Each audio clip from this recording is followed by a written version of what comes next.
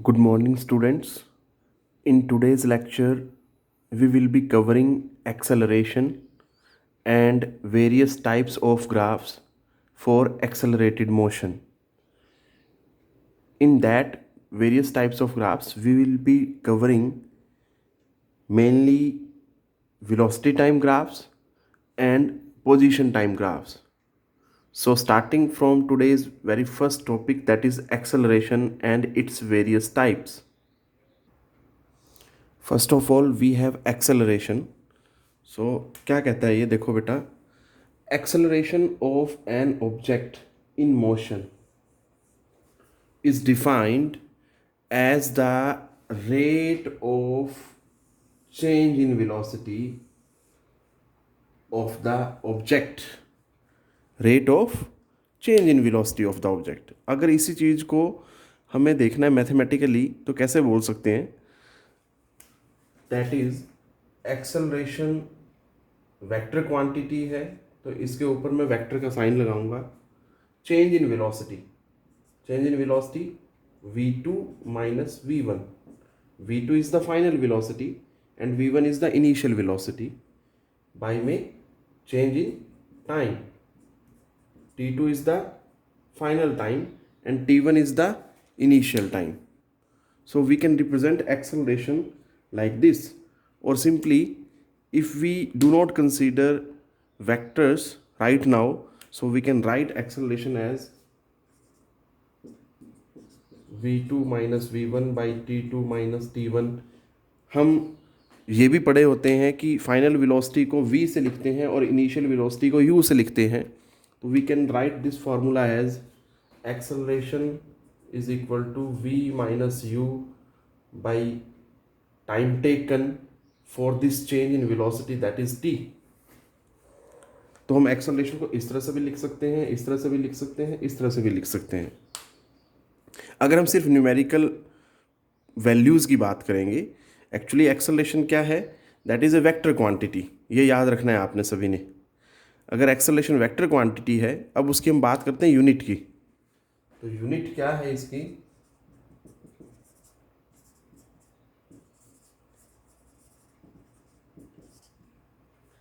Metre per second square. ये बात ध्यान देने बेटा आपने, इसकी जो यूनिट है that is metre per second square. It is a vector quantity. अब अगर ये वेक्टर है तो it can be positive, it can be negative और it can be zero. Acceleration positive कब होगी, इस चीज़ पे ध्यान देना है. कहता है अगर टाइम के साथ साथ बॉडी की वेलोसिटी बढ़ेगी तो हम बोलेंगे कि acceleration of a body is positive. वो होगी पॉजिटिव एक्सेलरेशन. उस पर्टिकुलर कंडीशन में अगर हम न्यूमेरिकल वैल्यूज़ डालेंगे तो जो एक्सेलरेशन की वैल्यू आएगी that will come out to be positive. अब बात करते हैं नेगेटिव एक्सेलरेशन की. नेगेटिव एक्सेलरेशन क्या होता है, अगर with the passage of time velocity जो है ऑब्जेक्ट की अगर वो कम हो जाए तो क्या होगा, एक्सेलरेशन जो होगी that will come out to be negative. मतलब उस पर्टिकुलर कंडीशन में फाइनल वेलोसिटी कम हो जाएगी, इनिशियल वेलोसिटी ज़्यादा रहेगी. तो ऐसे करने पे एक्सेलरेशन जो होगा दैट विल बी नेगेटिव. अब तीसरा जो है एक्सेलरेशन जो है can also have value zero. वो कब होगा, अगर बॉडी की वेलोसिटी में चेंज ही नहीं हो रहा होगा. पहले भी वो जिस वेलोसिटी से चल रही थी अभी भी वो उसी वेलोसिटी से चल रही है with the passage of time. Time तो बीतता जा रहा है बट वेलोसिटी में there is no change. So in that particular condition acceleration की जो वैल्यू होगी that will be zero. Clear. अब हमें वेरियस टाइप्स जो हैं एक्सेलरेशन की वो कवर करनी है. ये तो वैल्यूज़ के बारे में बताया that acceleration can have positive value, acceleration can have negative value और it can have zero value as well depending upon the conditions. We have four types of acceleration. First one is uniform acceleration, this one. Second is variable or non-uniform acceleration. Then average acceleration. And last one is instantaneous acceleration. So we are going to discuss all these types of acceleration one by one, starting from the very first, that is uniform motion, uniform acceleration. If the velocity of the object changes by equal amount in equal intervals of time, then acceleration is said to be uniform acceleration. क्या कहना चाह रहा है इसमें कि अगर body की velocity equal amount से चेंज हो इक्वल इंटरवल में, तो एक्सेलरेशन क्या होगी? यूनिफॉर्म होगी. इसको एक एग्जांपल से समझते हैं. मैं वेलोसिटी और टाइम के कुछ डाटा पॉइंट्स लेता हूँ. देखिए कैसे है.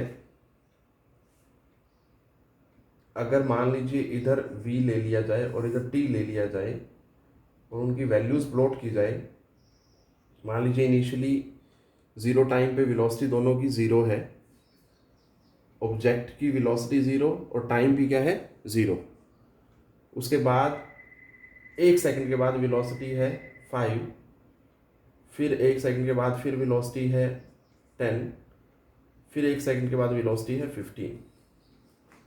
अब इसमें हम क्या देख पा रहे हैं? हर 1 सेकंड में बॉडी की जो वेलोसिटी है वो 5 मीटर पर सेकंड से बढ़ती जा रही है. ज़ीरो टाइम पे इट वाज ज़ीरो, 1 सेकंड पे it is 5 metre per second, 2 second पे ये 10 मीटर पर सेकंड और 3 सेकंड पे ये 15 मीटर पर सेकंड.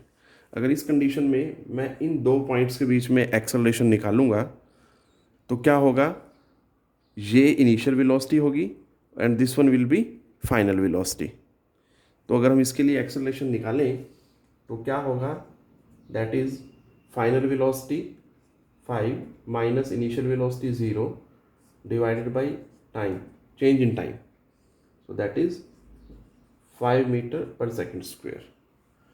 अब अगर इस इंटरवल में निकालें तो ये इनिशियल वेलोसिटी, ये फाइनल वेलोसिटी, ये इनिशियल टाइम, ये फाइनल टाइम. सो एक्सेलरेशन क्या होगी? That is 10 minus 5 2 minus 1 again 5 metre per second square. फिर अब इसमें निकालें तो ये इनिशियल वेलोसिटी, ये फाइनल वेलोसिटी, ये initial time and this one is final time. Again acceleration क्या होगा? 5 metre per second square. So in this way we can see कि जो वेलोसिटी है इक्वल अमाउंट से चेंज हो रही है इक्वल इंटरवल ऑफ टाइम में. तो ऐसे केसेस में जो वैल्यू आती है वो क्या आ रही है? हर बार देखो सेम आ रही है. ठीक है जी. तो ऐसी कंडीशन जो होगी तो उसको क्या बोलेंगे हम? Uniform acceleration. अब इसमें आपने एक बात ध्यान देनी है कि आप यहाँ पे तो देख रहे हैं पॉजिटिव एक्सेलरेशन आ रही है तीनों में, बट ऐसा नहीं है कि it will be always positive. अगर वेलोसिटी इक्वल अमाउंट से घट रही है इन इक्वल इंटरवल ऑफ टाइम, तब भी एक्सेलरेशन क्या होगी? यूनिफॉर्म होगी, बट उसकी वैल्यू क्या आएगी? बस that will become negative. Clear? और नेगेटिव एक्सेलरेशन के लिए हमारे पास एक पर्टिकुलर नाम होता है, दैट इज़ रिटार्डेशन.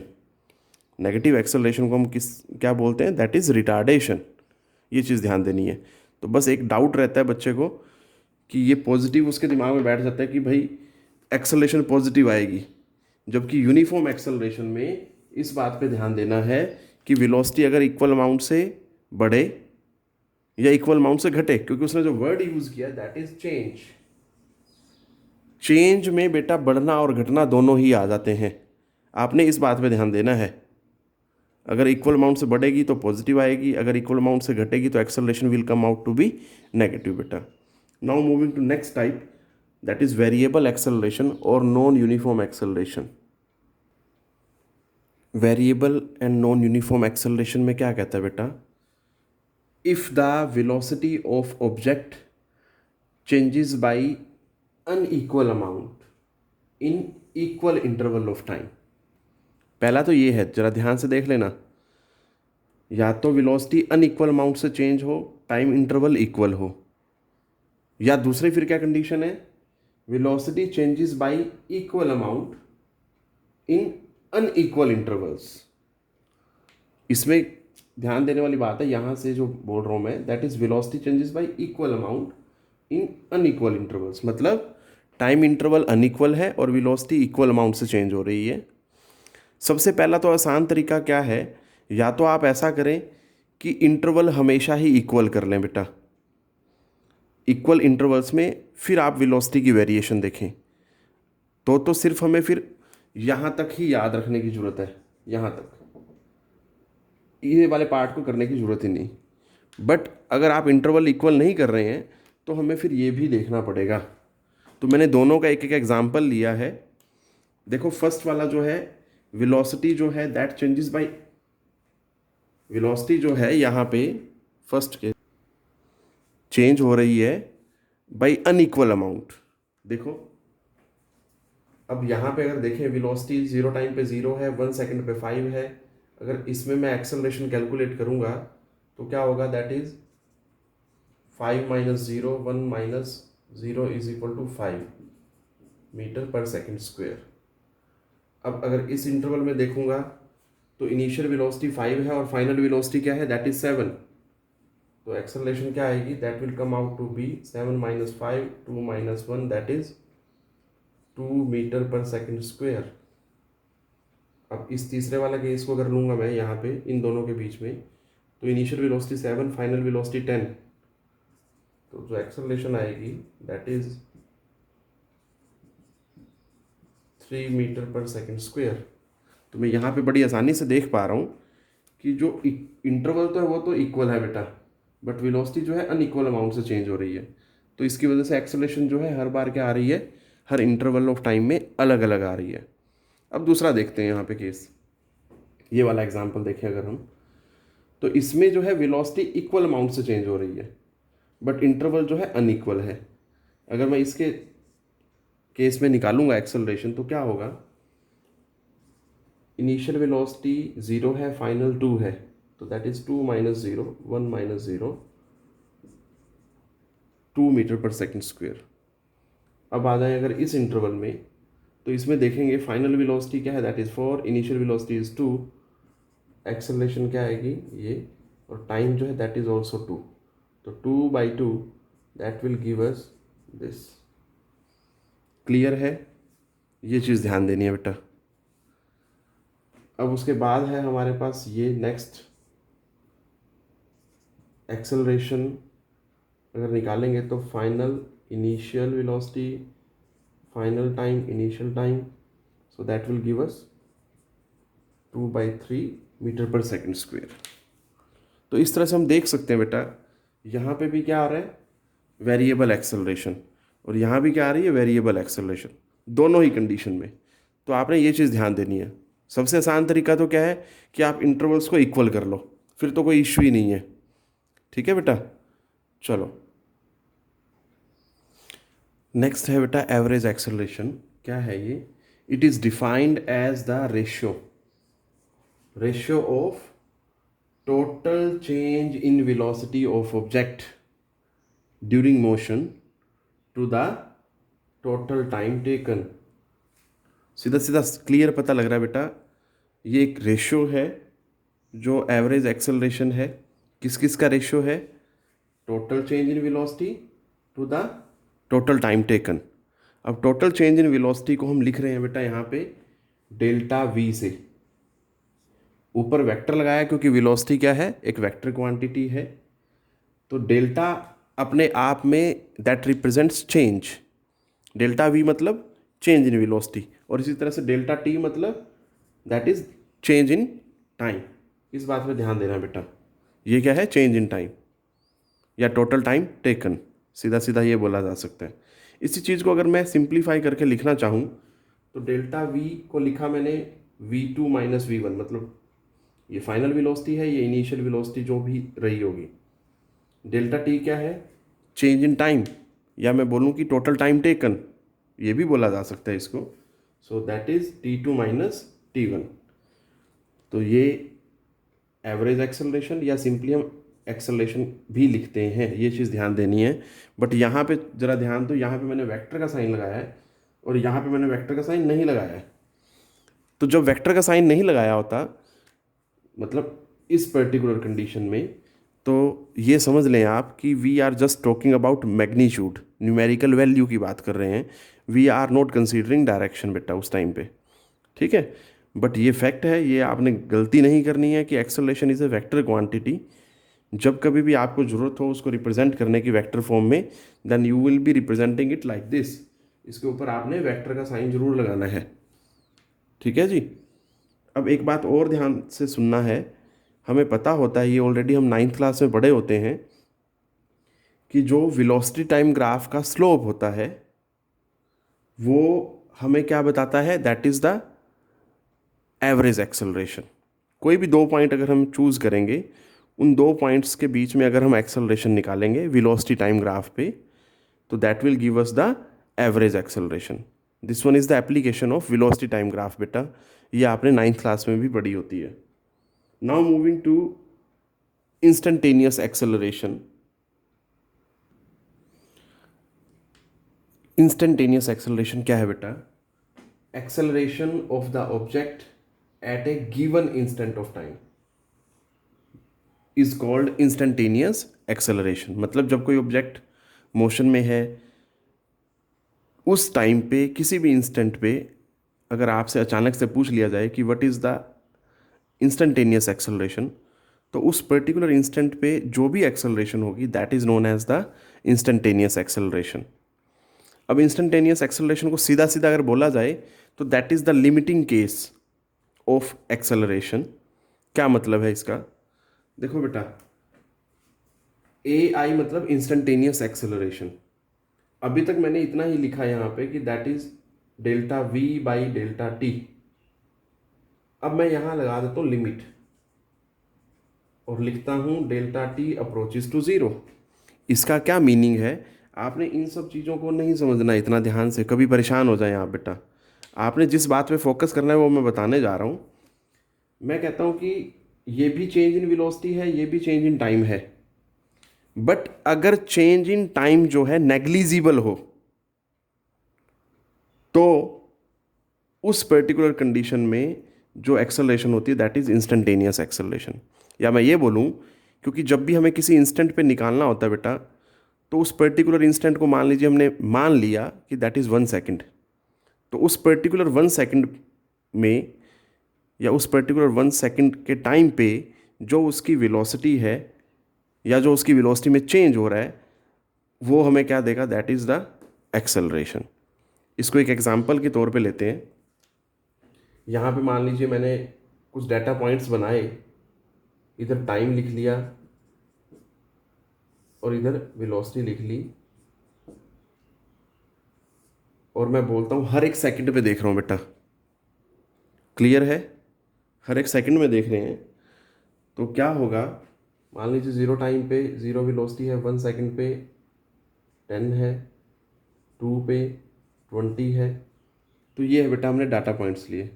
अब इनमें अगर देखें, इसमें एक्सेलरेशन क्या आ रही है, that is 10 metre per second square इस वाले केस में, और इस वाले केस में एक्सेलरेशन क्या आ रही है, that is again,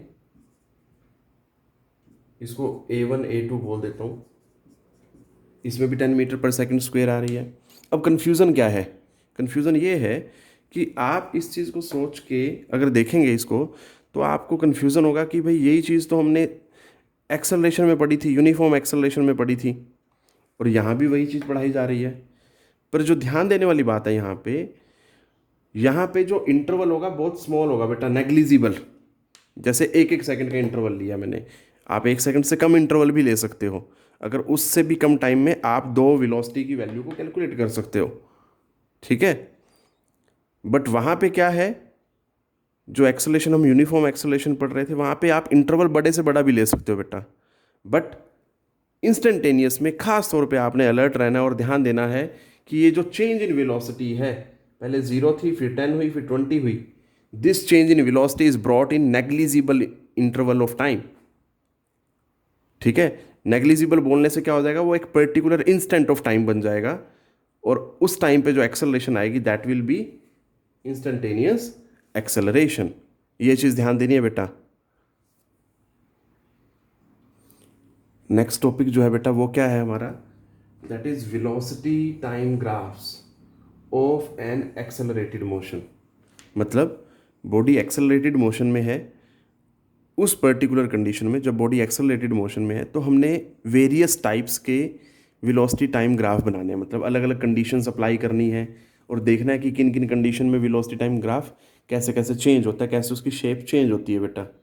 so starting from the very first condition, so पहला केस क्या है हमारा बेटा, when object is moving with zero acceleration. और मैंने आपको बताया था जीरो एक्सेलरेशन कब आती है, जब वेलोसिटी चेंज ना हो। चेंज ना हो मतलब कांस्टेंट वेलोसिटी। तो कहने का मतलब है कि हर बार या जब जब हम देखें तब तब बॉडी की जो वेलोसिटी है वो सेम है बेटा, वो चेंज ही नहीं हो रही। तो इसमें क्या होगा, ये वेलोसिटी इधर बनाया वर्टिकल एक्सिस पे, टाइम एक्स एक्सिस पे बनाया बेटा। तो मान लीजिए मैं बोलता हूँ कि ये 0 के बाद ये 5, ये 10, और अगर मैं बोलूँ कि ये 15 और ये 20, और मैं बोलता हूँ कि स्टार्टिंग से लेके एंड तक बॉडी की वेलोसिटी चेंज नहीं हो रही है और वो 20 मीटर पर सेकंड है, तो बेटा जीरो टाइम पे भी 20, और टाइम के साथ साथ इधर टाइम के साथ साथ वो वेलोसिटी की जो वैल्यू है दैट इज सेम। टाइम तो इधर बढ़ता जाएगा, आप वैल्यूज प्लॉट करना चाहें प्लॉट कर सकते हैं, ठीक है। तो जीरो टाइम पे भी 20 है, 1 सेकंड पे भी, 2 सेकंड पे भी, 3 सेकंड पे भी, 4 सेकंड पे भी।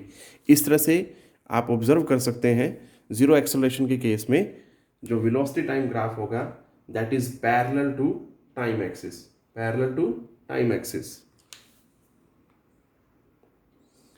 Object is moving with constant positive acceleration बेटा, पॉजिटिव एक्सेलरेशन है, बट साथ में क्या बोला उसने, जीरो इनिशियल वेलोसिटी। अब जब ये जीरो इनिशियल वेलोसिटी बोल दिया तो मतलब ग्राफ तो जीरो से शुरू होगा बेटा, ठीक है। अब मैंने एक एग्जांपल लिया है इसके लिए कि मान लीजिए ज़ीरो टाइम पे ज़ीरो है, 1 सेकंड पे वेलोसिटी उसकी 5 हो गई, फिर 2 सेकंड पे उसकी क्या हो गई 10 हो गई, और 3 सेकंड पे उसकी हो गई 15 बेटा। तो ये पॉइंट को जब मैं ज्वाइन करूँगा तो I will be getting a straight line passing through the origin. तो सेकंड केस के कॉरस्पॉन्डिंग जो वेलोसिटी टाइम ग्राफ मिलेगा हमें that will B of this type, इस तरह का ग्राफ मिलेगा बेटा, straight line passing through the origin. Third case जो है वो सेकंड से मिलता जुलता है बेटा। इसमें अगर हम ध्यान से देखें यहाँ तक तो वही बात बोली गई है, object is moving with constant positive acceleration, but second case में जो था वो जीरो इनिशियल वेलोसिटी थी, और यहाँ पे क्या है हमारे पास सम इनिशियल वेलोसिटी, मतलब जीरो टाइम पे पहले वाले केस में तो वेलोसिटी थी जीरो, बट इसमें जो है इसके अकॉर्डिंग जीरो टाइम पे कुछ ना कुछ वेलोसिटी रहेगी बेटा। तो मैंने मान लिया कि जीरो टाइम पे मान लीजिए उसकी वेलोसिटी है 5, फिर 1 सेकंड के बाद उसकी हुई 10, ठीक है जी, 2 सेकंड के बाद हो गई उसकी 15, और 3 सेकंड के बाद हो गई उसकी 20। तो इस तरह से जो ग्राफ आएगा वो ये आया बेटा। मतलब डिफरेंस क्या है, पहले जो ग्राफ था that was passing through origin, origin से पास हो रहा था, अब ओरिजिन से पास नहीं हो रहा क्योंकि उसकी इनिशियली कुछ ना कुछ वैल्यू गिवन है बेटा। बेटा इसमें क्या कहता है फोर्थ केस में, object is moving with increasing acceleration. अभी तक हमने जो किए थे 3 केस उनमें एक्सेलरेशन जो थी दैट वाज कांस्टेंट, बट अब क्या है इंक्रीजिंग एक्सेलरेशन है, और साथ में क्या कंडीशन लगाई है, हैविंग जीरो इनिशियल वेलोसिटी। शुरुआत जीरो से ही करनी है, तो इसके लिए मैं कुछ डाटा पॉइंट लेता हूँ इस तरह के ग्राफ को समझाने के लिए। मान लीजिए इधर हमने टी लिया सेकंड में, और इधर वेलोसिटी ली बेटा मीटर पर सेकंड में। तो ज़ीरो टाइम पे वेलोसिटी जो है ज़ीरो है, 1 सेकंड पे 2 है, और 2 सेकंड पे 6 मान ली, और फिर 3 सेकंड पे हमने मान ली 12। तो अगर इन्हीं डाटा पॉइंट को प्लॉट करें, अगर हम चेक कर सकते हैं, देखो बेटा वेलोसिटी यहाँ बढ़ रही है बट वो इक्वल अमाउंट से नहीं बढ़ रही, ठीक है जी। तो ज़ीरो टाइम पे तो ज़ीरो ही है, 1 सेकंड पे 2 हो गई, 2 सेकंड पे क्या हो गई 6, और 3 सेकंड पे जाके क्या होगी वो 12। तो जो ग्राफ है बेटा वो कुछ इस तरह का बनेगा कर्व्ड, ये चीज़ ध्यान देनी है आपने, ठीक है बेटा। तो इस पर्टिकुलर केस को थोड़ा ध्यान से करें। अगर इंक्रीजिंग एक्सेलरेशन है बेटा, उसने बोला है साफ साफ एक्सेलरेशन इज इंक्रीजिंग, तो ऐसी कंडीशन में ये वाला ग्राफ बनेगा दिस वन। अब नेक्स्ट केस पे चलेंगे बेटा। देखो बेटा क्या कहता है इसमें, object is moving with constant negative acceleration. ये कुछ पहले 3 केसेस की तरह हुआ। फिर डिफरेंस क्या है, पहले 3 केसेस में भी कांस्टेंट थी, यहाँ भी कांस्टेंट है, बट वो पहले 3 केसेस में देयर वाज पॉजिटिव एक्सेलरेशन और यहाँ पे क्या है, नेगेटिव एक्सेलरेशन बेटा, हैविंग पॉजिटिव इनिशियल वेलोसिटी। ठीक है, तो positive initial velocity but negative acceleration आ गई बेटा, और है भी कांस्टेंट। तो याद रखना है आपने बेटा, पॉजिटिव वेलोसिटी तो बेटा पॉजिटिव से शुरू होगा, कुछ भी प्लॉटिंग कर सकते हैं वैल्यूज़ को हम यहाँ पे। तो ये पॉजिटिव से स्लोप इनिशियल वेलोसिटी से शुरू हुआ, यहाँ से कांस्टेंट है, तो स्लोप जो है यूनिफॉर्म रहेगा थ्रू आउट, ये चीज़ याद रखनी है। और नेगेटिव है तो इसलिए ये क्या करेगा, ऊपर से नीचे आएगा बेटा। ठीक है, so this will be graph for the 5th case बेटा। ठीक है, now we are moving to 6th case. 6th case में बेटा क्या कहता है, object is moving with uniform negative acceleration. Negative acceleration तो हो गया बेटा, ये यूनिफॉर्म मतलब कांस्टेंट, जैसे 5th केस में था बेटा। बट 5th केस में जो था पॉजिटिव इनिशियल वेलोसिटी थी, जबकि यहाँ पे क्या है, नेगेटिव इनिशियल वेलोसिटी, मतलब एक्सेलरेशन भी नेगेटिव है, कांस्टेंट है, और इनिशियल वेलोसिटी भी क्या है बेटा, नेगेटिव। तो 0 से नीचे इधर नेगेटिव वेलोसिटी मिलेगी, तो बेटा यहाँ से यहाँ ऐसे ग्राफ बनाना है। ऐसा क्यों बोल रहा हूँ, क्योंकि उसने जो बोला है दैट इज यूनिफॉर्म एक्सेलरेशन, इस चीज़ पे ध्यान देना बेटा। Clear, now moving to 7th case बेटा, क्या कहता है ये, देखो बेटा 7th केस में क्या कहना चाह रहा है, इसमें कहता है object is moving with uniform negative acceleration. इतनी बात तो समझ आती है बेटा, यूनिफॉर्म नेगेटिव एक्सेलरेशन, ये तो 6th केस जैसे ही है। बट आगे उसने यहाँ पे चेंज कर दिया बेटा, हैविंग पॉजिटिव इनिशियल वेलोसिटी, मतलब एक्सेलरेशन नेगेटिव है और कांस्टेंट है, बट उस बॉडी की कुछ ना कुछ पॉजिटिव इनिशियल वेलोसिटी है बेटा। ठीक है, तो ये बिल्कुल आपका 5th केस ही बनेगा, ये चीज़ ध्यान देनी है थोड़ा सा। ठीक है बेटा, तो 5th केस की तरह ही है। इसको अगर मैं बनाऊंगा तो बेटा ग्राफ जो आएगा दैट विल भी, देखो हैविंग पॉजिटिव इनिशियल वेलोसिटी बोला तो बेटा कहीं पॉजिटिव से शुरू होगा, यूनिफॉर्म मतलब कांस्टेंट है, और नेगेटिव एक्सेलरेशन मतलब ये। ठीक है बेटा, तो आप चाहे ये केस नहीं भी करेंगे तब भी ये 5th की तरह ही है बेटा। कभी आप सोचें कि 5th में तो ग्राफ सिर्फ यहाँ तक था, यहाँ नीचे आ गया, तो ऐसा कुछ नहीं है, कंफ्यूज होने की ज़रूरत नहीं है। ठीक है, आप इसको इस केस को नहीं भी करेंगे तो it is exactly similar to the 5th one बेटा। ठीक, now I am going to cover position time graph for accelerated motion बेटा। इन पोजीशन टाइम ग्राफ को थोड़ा सा एनालाइज करना मुश्किल है, क्योंकि बेटा हम बात कर रहे हैं एक्सेलरेटेड मोशन की। ठीक है बेटा, और बनाना है हमने पोजीशन टाइम ग्राफ। ठीक, इसलिए थोड़ा सा हमारे लिए उसकी शेप का आइडिया लगाना मुश्किल होता है, क्योंकि हम डिस्प्लेसमेंट और टाइम के बीच में वेरिएशन शो कर रहे हैं बॉडी की, क्योंकि एक्सेलरेटेड मोशन है बेटा। ठीक है, तो ज़रा देखो कौन कौन से इसके केसेस हैं। We have 3 cases in all, जो इम्पोर्टेंट केसेस हैं बहुत।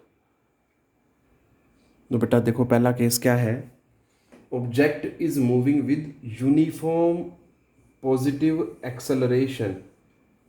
ठीक है बेटा, ऑब्जेक्ट की जो एक्सेलरेशन है वो तो कांस्टेंट है और पॉजिटिव है बेटा। अगर तो बनाना होता वेलोसिटी टाइम ग्राफ बड़ी आसानी से बना लेता, बट ये वेलोसिटी टाइम ग्राफ से भी एक पहले की स्टेज है, that is displacement time graph.